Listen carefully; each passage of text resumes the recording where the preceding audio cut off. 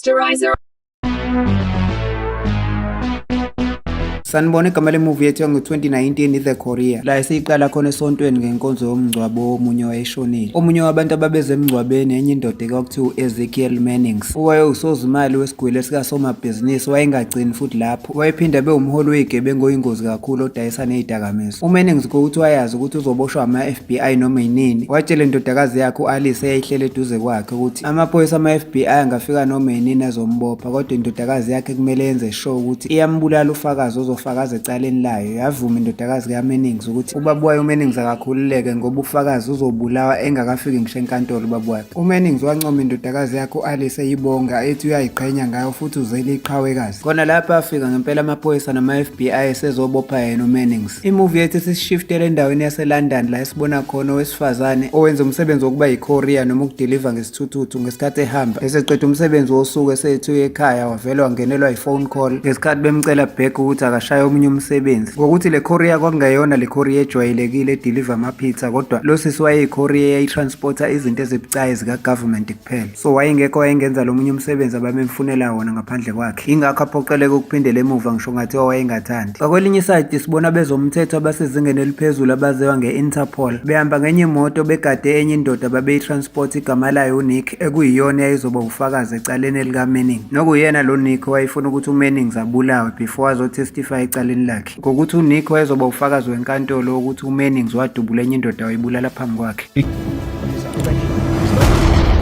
Ngoba uNick mayengaphila aqhubeke nokuthula ubufakazi enkantolo, umndeni wakwaMannings ohlonishwayo, isithunzi sawo nokuhlonipheka kwawo kungadicikeleleka phansi. Lama-agents ayingazi ukuthi indodakazi kaMannings u-Alice wayesenze wonke amalungiselelo ukuthi uNick abulawe. Labe Interpol ababephelezela uNick bafika kuma-parkings sebezomgcina kuleyo safe house yabo njengofakazi kwakumele ukuthi aphephe. uNick lobo bufakazi bakhe ngoMannings wayezobuthula evalelwe khona lapho e-safe house ngokwekhamera ye-video link eyayizodlalelwa inkantolo, ngoba wayengeke aza enkantolo ngenxa yezokuphepha kwakhe ngenxa yokuthi utestify ngomuntu ophezulu njengoMannings. Kodwa uNick wayezizwe engasakhululekile seshiywa igazi ngathi khona into ezomehlela. U-Agent Simmons osebenzele i-Interpol wamqinisekisa uNick ukuthi akakhululeke. Lo mshini wokumrekhoda nekhamera kuyeza khona manje ngomuntu wesithuthuthu. U-Agent Simmons watshela uNick ukuthi ngiyakuqinisekisa ukuthi uphephile 100%. Kodwa uNick noma wayetshelwa lokho ukuthi uphephile kodwa still wayengakhululekile. uNick wabatshela ukuthi ufuna ukuthula lo bufakazi aphuma ahamba aphele kule ndawo. Mase sibuyele emuva endaweni yase-New York sibona ukuthi uMannings ngendlela ye-powerful ngayo wayengekho ejele kodwa wayeboshelwe emzini wakhe ekuthiwa i-house arrest. Enye agent ye-Interpol igama layo uBrian yayisebenzela yena uMannings, okungekho emthethweni ngoba kumele umuntu we-Interpol osebenzisana namaphoyisa asebenze nesigebengu. U-Agent Brian siyathola ukuthi kade wasesebenzela uMannings ngoba siyababona la bekhuluma ngefoni u-Agent Brian etshela uMannings ukuthi akakhululeke. Iphasela le abayitshela ukuthi yokurekhoda ubufakazi bukaNick ifakwe nopoison, bazothi uma bemvulela yona uNick for ukuthi arekhode kanti uzoshona. uMannings wezwa lezo yindaba ku-Agent Brian wabonga kakhulu ngoba wayefuna ukuthi asheshe abulawe uNick. Imovie yethu sisishiftela kwi-capital city ekuyinhloko-dolobha i-Washington DC, lapho khona kwakuzoqulwa khona icala lomuntu omkhulu u-Ezekiel Mannings ngokobufakazi bukaNick obabuzodlalwa kwi-screen esikhulu sasenkantolo. Lona wesifazane odrayiva isithuthuthu oyi-courier wafika ngesithuthuthu eselethe leyo phasela ne-equipment yokurekhoda uNick. Kodwa lo sisi wayengazi ukuthi ibhosi yakhe ayisebenzelayo isebenzela yena lo Mannings oyisigebengu. Nayo le equipment eyayilethele ukuthi izorekhoda uNick kodwa yayihlelela ukuthi izombulala. Lo sisi oyi-courier wathi uma yayibeka leyo phasela eyinikazelwa Agent Simmons, u-Agent Simmons akangamthemba lo muntu wesifazane oyi-courier ngoba wavele wamkhomba ngesibhamu. Lo sisi oyi-courier wadideka ukuthi kwenzakalani la, wazi wayibuza naye ukuthi ikhojelwani ngesibhamu. Kanti omunye osebenzela yona i-Interpol wayevula le phasela kade ifika ne-courier, nangempela phakathi wafica ukuthi kukhona ne-webcam ezokwazi ukuthi leyo camera irekhode yena uNick uma esethula ubufakazi. Kodwa uNick wayezizwe engakhululekile eshawa uvalo kakhulu, wazi wacela ukuyophuza amanzi etoilet. uNick wathi eselapha etoilet esathi uzama ukwehlisa uvalo, siyathola ukuthi waba nenhlanhla ngempela ngoba leyo gas ewupoison obulala ngokushesha yayifike naleyo courier yavele yafutheka yagcwala indlu. Wonke ama-agent e-Interpol ayekuleyo ndlu ayehogela leyo gas ashona. uNick yayiprepare yena wasinda ngokuthi wayesesebathroom.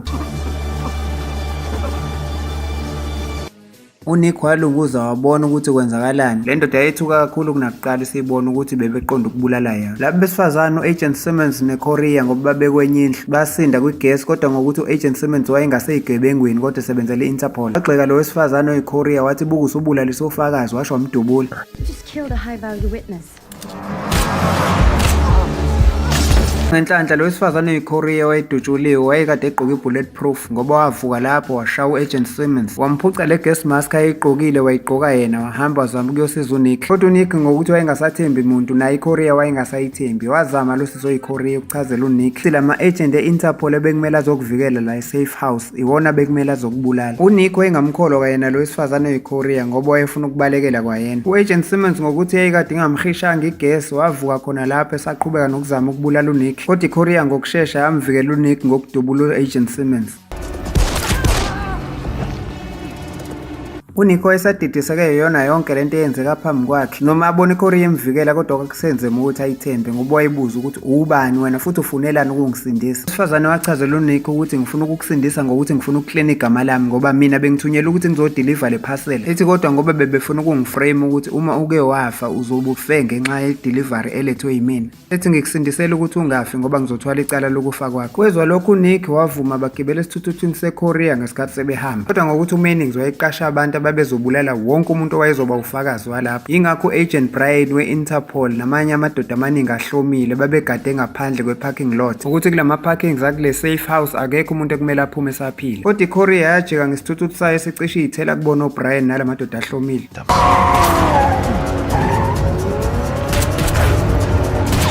Ngokuthi uBrian wajikisa iKorea noNick babuyela ngaphakathi kuma-parkings bavala wonke ama-elevator base bevala yonke indawo ephumayo nengenayo la kuma-parking lot. Lokho kwakuchaza ukuthi lo sisi oyiKorea noNick base bevalelekile bengeke basakwazi ukuphuma. Yingakho uBrian wabememezela kwi-PA microphone yakhona la ebatshela ukuthi ayisekho indlela ephumayo.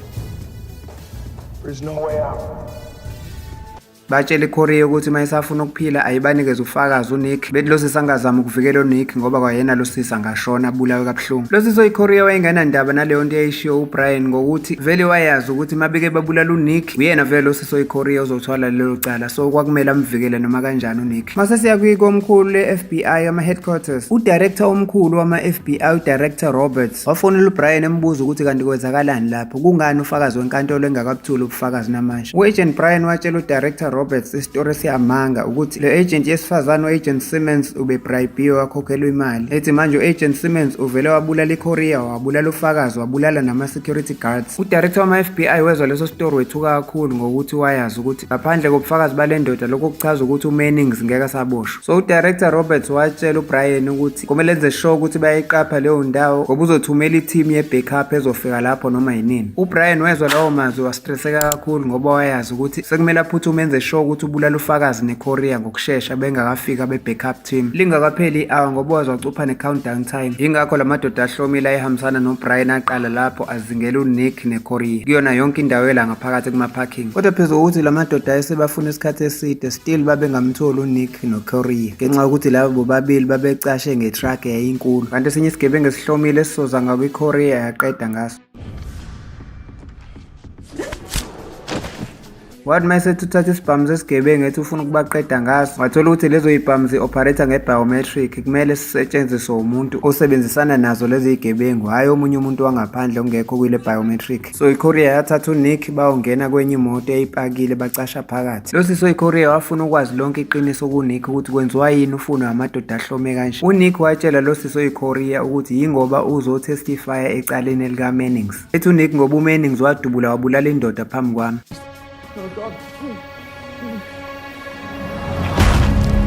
Ethi uNick ingakho kuMannings engifuna ngifike. uKorea wazama ukudumisa imoto ngeyintambo ukuthi babaleke. Nokwathi mayiduma leyo moto zayizwa izigebengu zaqonda kuyona ngqo. Zafika lezi zigebengu zayidubula leyo moto kwasho ukuthi nayo lo wesifazane uyi-professional driver. Ngoba waqonda kwisigebengu esisodwa wasishayisa ngemoto wadlula. Bathe sewuzama ukuphuma ngakwi-parking lot zayivimbezela izigebengu zavulela ngenhlamvu iqhubeka. Bayidubula bayivithisa ngeyinhlamvu leyo moto. Nokwathi mase bethi bayivula phakathi bethuswa ukuyithola ukuthi i-empty ayinamuntu. Ngesithola ukuthi uKorea wasebenzisa umqondo ngokuthi ekuqaleni before yenze yonke lento uqale wakhipha uNick wamcashisa. Nanokuthi behambe eyivuzisa upetrol ngamasibomu wajikijela igesi lighter kulayini kapetrol oqonde emotweni. Umlilo wagijima ngalayini kapetrol wafika emotweni waqhumisa izigebengu. uBrian nalezi ezinye izigebengu ezisindile base bethukile ngo-action walo muntu wesifazane ukuthi kanti ubani, ngoba bese besola ukuthi kungenzeka kube nzima ukuthi babulale iCoria noNick. Kusenjalo uBrian wafonelwa uyena uMannings. uMannings wayefuna ukwazi kuBrian ukuthi sebembulele noNick. Phezu kokuthi uBrian wayengafuni ukuvuma ukuhluleka, kodwa kwamphoqa ukuthi akhulume iqiniso, ngoba uBrian watshela uMannings ukuthi ngebhadi usaphila uNick. Ezwa lokhu uMannings wathethisa uBrian embuza ukuthi kanti le mali abakhokhelayo neyani, ecasulwa ukuthi kushutha akakaphumi kule nkinga makusaphila lo fakazi. uMannings waxwayisa u-agent Brian ukuthi uma uhluleka ukwenza lo msebenzi kwawena uzobulawa kabuhlungu. Ezwa lawo mazwi uBrian wethuka kakhulu ngoba wayamazi uMannings ukuthi uyingozi kanjani nezigebengu zakhe. Lo wesifazane oyiKorea wathi esazama ukuyothola enye indawo yokucasha kanti uzoyithela kwenye intshebe ehlomile, zaqala zashayana. Kwaliwa kuleyo mpi ngekathi seyishayana siyathola ukuthi le ntshebe yayipowerful, inamandla kakhulu kunalo muntu wesifazane ngoba yayimshaya.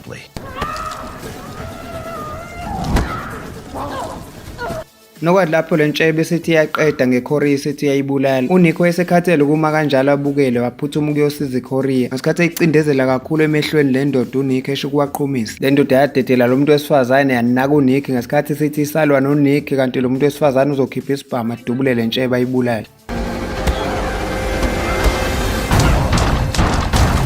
Basuka lapho bobabili sebegijima sebengena ngayo lowo mnyango wepassage, nokuyindawo yayingathi iphephile kangcono kune-parking lot, ngoba bafike bangena kwenye indle kwazi ukukhiyeka kungangeni umuntu owayengaphandle. Sebengaphakathi kuleyo ndlu, uNick wabuza kwiCoria ukuthi kahle hle ubani wena ngoba amaKorea awalwi kanje. Lo wesifazane wachazela uNick about ipast yakhe ukuthi before abe yiKorea wayesebenzela umbutho wezokuvikela kanti bazothi bekwenye immission e-Afghanistan ithimu yabo yashiywa abaphathi bayo babuyele emuva babashiya kanjalo ukuthi bafe. Ethi ngenxa yokudayiswa lawo ama-superior abo ithimu yakhe yamasosha ayisebenzisana nawo bafa bebulawa. Ethi emva kwaleso sigame kungavele ngawunyanya nomsebenzi wobusosha ukuthi ngivikele izwe lami. Bathi besakhuluma kanjalo zabezwa ezinye izigebengu ezimbili ukuthi kukhona abantu abaphakathi la baqala badubula lowo mnyango bezama ukugqekeza ngesibhamu.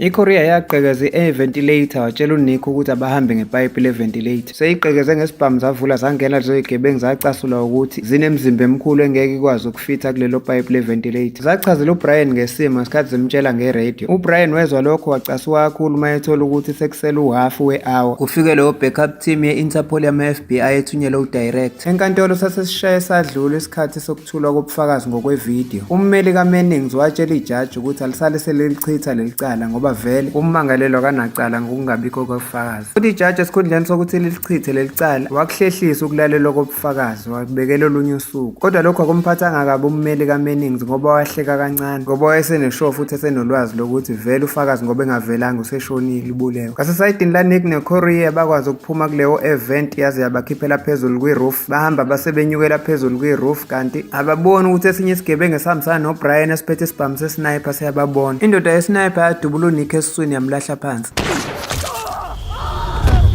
Phezu kokuthi uNick wayegqoke i-bulletproof, kodwa le ndoda eyayidubula nge-sniper rifle yayisebenzisa ama-bullet e-high caliber okuchaza ukuthi leyo nhlamvu yakwazi ukumlimaza umuntu egqoke yona i-bulletproof. Isimo sikaNick emva kokulimala kwakhe saya ngokuba nzima kakhulu. Ngendlela elaselopha ngayo igazi esiswini sikaNick la yayidutshulwe khona, iCoria yabona ukuthi kumele izame ngayo yonke indlela ukumsindisa uNick nokuyilapha amrola khona ngeselothape ukwenza imizamo yokunqamula ukopha kwegazi. Kusenjalo uBrian waphinde wakhuluma kuleyo radio okwakuzwakala kuzona zonke izipika zakhona la kule building. uBrian esefuna ukwenza esinye isivumelano nalo muntu wesifazane, kodwa lo muntu wesifazane wayinqaba yonke leyo deal. Etshela uBrian ukuthi yena into azoyenza nje uzoqeda ngabo. iCoria etshela uBrian ukuthi uNick ngene imthole ngizophuma naye phila.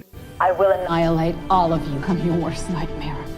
And I will rain hell down on you. iCoria yahamba kwenye main switch yakhona la wawucisha wonke ugesi owukhanya la kwebuilding ngaphakathi kwabamnyama yonke indawo. Leso simo senza kwaba nzima kakhulu for igebengu ukuthi ithole lo muntu wesifazane noNick ngoba zase ibafuna ikhanyisa amathoshe eyibhamu. Lo sisi ngokwe-training yakhe yasebusosheni wasebenzisa ubumnyama ukukwazi ukubulala lezi igebengu one by one. Washaya inqwaba yalezo igebengu one by one ebaqeda. Lo sisi iCoria wabaqeda labantu, kodwa ekugcineni waqondana nendoda eyayithanda ukuba strong kunabanye ngoba yamklinya yamshaya le ndoda, kodwa lo wesifazane wakwazi ukuphunywa nawo wayidefend ngoba wagcine ishaya le ndoda enkulu wagcine iwinile.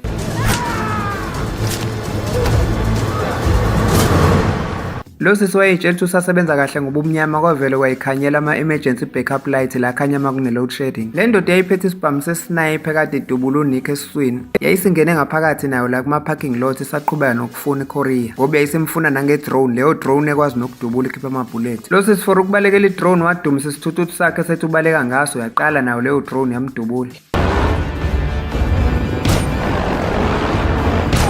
iKorea yathi mayebaleka abalekela ngakule ndoda yesniper kanti le ndoda yesniper ezombamba lo sisi imshaya ekhanda aqhuleke bese yamklina. Waphapha mesehlele esitulweni eseboshwe izandla. uBrian wafika lapho wakhomba lo sisi oyiKorea ngesibhamu efuna ukwazi ukuthi ufakazi wenkantolo uNick umcashisephi. iKorea yacasuka yathuka uBrian yamtshela nokuthi ngeke izimtshele ukuthi uphi. uBrian wamshaya kanzima lo muntu wesifazane eyitshela ukuthi uzokhuluma kodwa lutho lo muntu wesifazane. uBrian wagcina esekhuluma kulezi iy'pika zala eparking lot etshela uNick ukuthi akaphume otherwise uzobulala le Korea le uzoyishayisa ngemoto khona iboshwe la esitulweni. Nangempela indoda yesniper yangena emotweni ngesikhathi siyi-rev silungiselela ukuyoshayisa iKorea. Le ndoda yesniper yadrive imoto isithi iyoshayisa iKorea kanti uzoqhamuka khona lapho uNick acele bame yama ngempela imoto.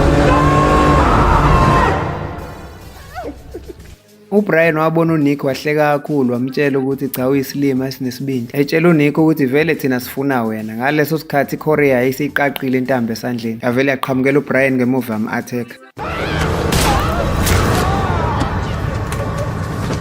Indoda yesniper yaphuma lapha emotweni esithi yabadubula ngesibhamu esincane kanti iKorea isibaleke noNick bawucasha. Ngenkathi indoda yesniper ihambe yobafuna uBrian wayitshela ukuthi bafuna uzobathola babulala. Kanti uNick naye wayesekhathele ukulokhu ebaleka esizwa umuntu wesifazane. Ngoba uNick wasuka khona lapho waqonda ngqo kuBrian wafuka wamgwaza. uBrian wawa khona lapho washona kodwa futhi neyali hour laseliphelile kodwa still ayikho i-backup team eyake yafika. Le ndoda yesniper yayifuna lo muntu wesifazane oyiKorea yamthola. Baqala lapho bashayana.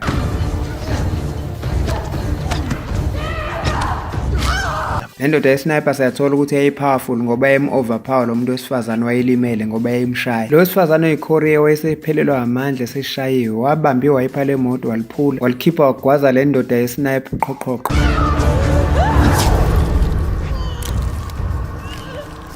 Ngokufa kwale ndoda yesniper yokugcina kwase kuwukuphela kwazo lezi igebengu. Kodwa ekhona kunjalo sebenqobile. Inxebe lokudutshulwa esiswini kukaNick nokopha kwegazi kwamenza waba weak kakhulu ngoba wayesephelelwa amandla. Lo sisi waphuthumisa uNick esibhedlela ukumtholela usizo lwezempilo ngokushesha. Imovie sesishiftela kokwasekwenzeka ngakusasa emini. uNick wayesephapheme futhi wayesezizwe sengcono sibonge nangokuvikelwa iKorea. Wayesekulindele ukuthola ubufakazi bakhe enkantolo ngoMannings. uMannings wayeseyirelaxele emzini wakhe wethuswa ukungena kwama-FBI ngesikhathi zomthatha for ukuthi sekiwe ecaleni enkantolo. Kodwa labo be-FBI babengazi ukuthi kwabona udirector wabo baphethe. udirector Robert obaphethe naye akekho msulwa ngoba uyisigebengu usebenzelana noMannings. Nokwakuyisona sizathu esasenze ukuthi i-backup team ye-Interpol yama-FBI ingafiki kulawa ma-parkings ukuyovikela uNick neKorea. udirector Robert wayekade enikeze uBrian i-1 hour deadline for ukuthi amfakile pressure ukuthi abulale uNick neKorea ngokukhulu ukushesha. Ukuthi udirector wayehlulekile ukwenza umsebenzi kaMannings waphuthuma ehhotela likaNick lasesibhedlela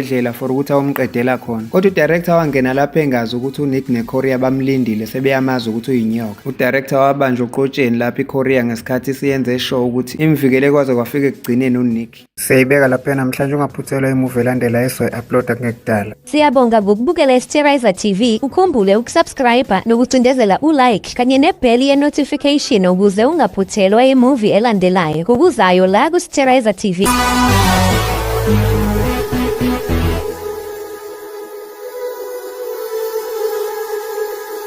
Sterizer TV.